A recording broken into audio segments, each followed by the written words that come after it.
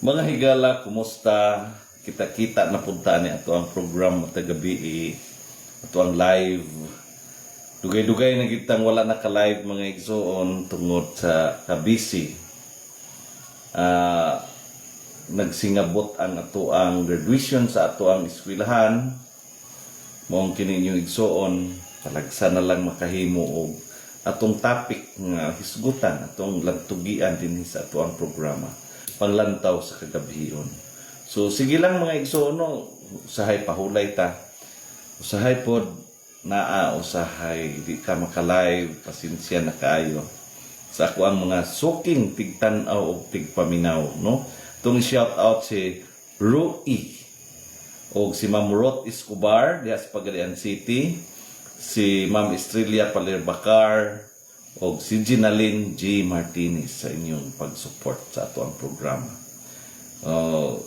Dugay-dugay na kita nga wala maka-live, pero karon balik ta sa ato ang live mga igsoon.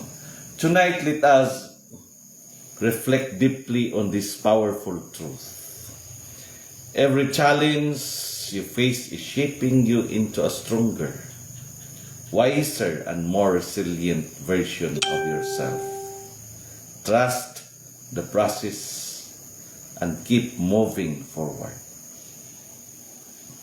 It is easy to say this when life is going well.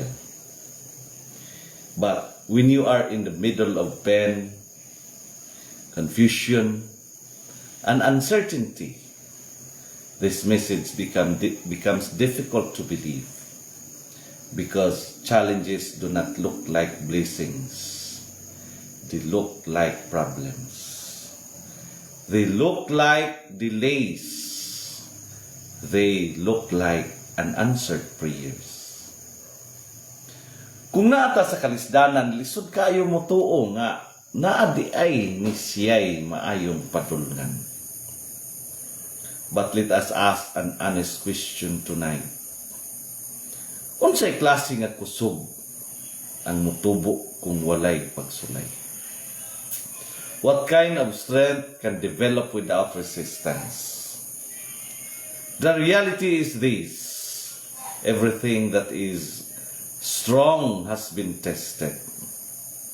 Still is tested by fire.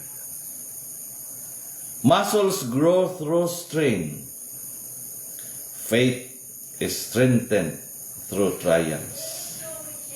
And character is built through challenges. Without pressure, there is no development. Without struggle, there is no depth.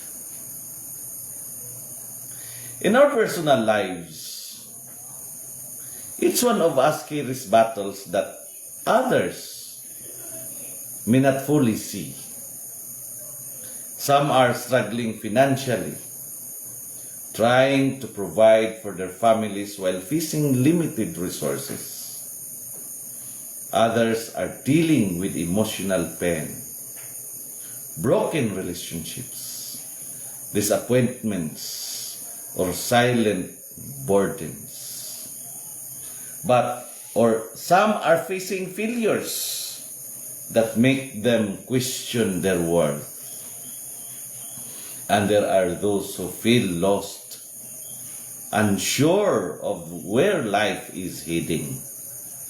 But in all these situations, one truth remains: you are being shaped.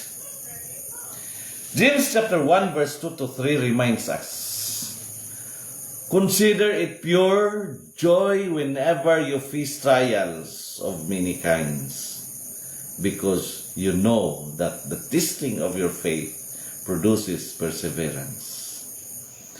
Notice that it does not say trials are easy. It says they are productive. They produce something inside you that comfort cannot give. Perseverance is not learned in ease. It is developed in endurance. Ang kalisdanan dili silot, kundi proseso sa paghulma sa imong pagkatao. Even in our workplaces and professional lives, challenges are part of growth. There are moments when we feel pressured by expectations. There are times when we feel unrecognized despite our hard work. There are situations where we are corrected, evaluated, or even misunderstood. And sometimes we ask ourselves, ngano man ni? Ngano lisod kaayo? But what if the situations are not meant to discourage you, but to discipline you? Because discipline produces excellence, and excellence is not achieved overnight. Sometimes you are placed in uncomfortable situations not because you are weak, but because you are being prepared for something greater. You are being trained to handle responsibility, to manage pressure, to think critically, and to lead with wisdom. Usahay, giandam ka sa kalisdanan, aron mahimong andam ka sa mas dako nga papel sa umaabot. If we expand our view and look at our country today, we can also see how challenges shape a nation. We experience economic struggles, social issues, disagreements, and uncertainties. There are moments when people feel frustrated. There are times when hope seems distant. But let us not forget, every strong nation in history went through difficult seasons. No country becomes strong without passing through tests. The real question is not whether challenges exist, but how we respond to them. Do we allow difficulties to divide us, or do we use them to unite us? Do we focus only on complaints, or do we contribute to solutions? Because national progress is not built on comfort. It is built on resilience, cooperation, and shared responsibility. Romans chapter 5 verse 3 to 4 gives us a powerful process. Suffering produces perseverance. Perseverance, character, and character, hope. This is not only true for individuals. It is also true for societies. When people endure together, they build character. And when character is built, hope becomes stronger. Sa ato pa ang kalisdanan sa nasod dili katapusan, kundi oportunidad sa pagpalig-on sa katawhan. However, one of the biggest danger today is impatience. Many people want immediate results. They want instant success, instant change, instant solutions. But real growth, whether personal or national, takes time. It is a process, and processes require patience. Trusting the process means continuing even when results are not yet visible. It means working even when appreciation is not yet given. It means believing even when circumstances are uncertain. because not everything valuable is immediately seen. Some things grow quietly before they become visible. There are moments when you will feel tired, moments when you will question your progress, moments when you will think about giving up. But let me remind you tonight, do not confuse delay with failure. Just because something is taking time does not mean it is not working. Dili tanan nga dugay kay napakyas. Usahay giandam pa ka para sa hustong panahon. Even in leadership, this truth applies. True leaders are not formed in comfort. They are shaped through challenges, through decisions, criticisms, responsibilities, and sacrifices.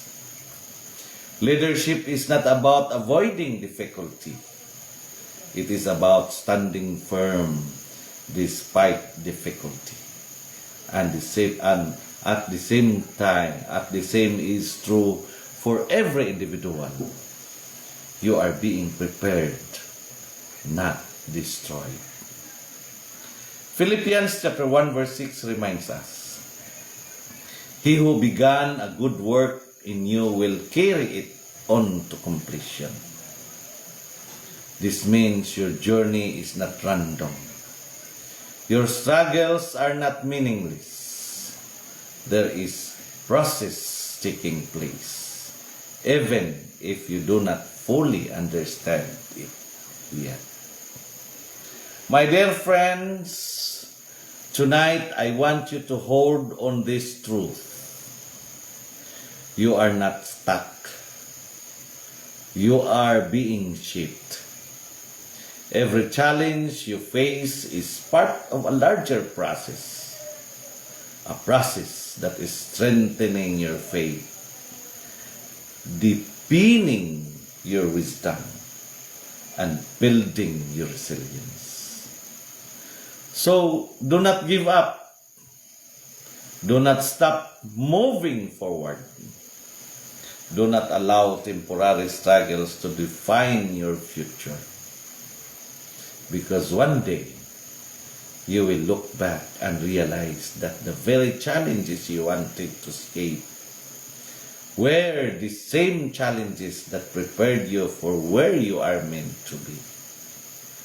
Ug kung mosalig ka sa proseso, makasabot ka nga ang tanan nimong giagian adunay katuyuan. Kini ang panglantaw sa kagabhion din ang kahayag nagadanag bisan pa sa kangitngit. Kini inyong igsuon higala ug alagad Jeremias Labaw Tubigon sa makausap pa mo ingon nga sa atong pagpangandoy ug matarong nga katilingban ang kamatuoran gayud ang atong sugat.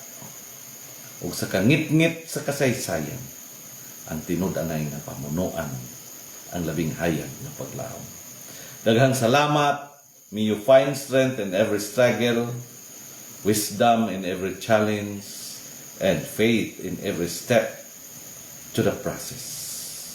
Kaninyong tanan mga igsoon, mga higala, ang Diyos magapanalangin ug magapanalangin ug magapanalangin kanatong tanan.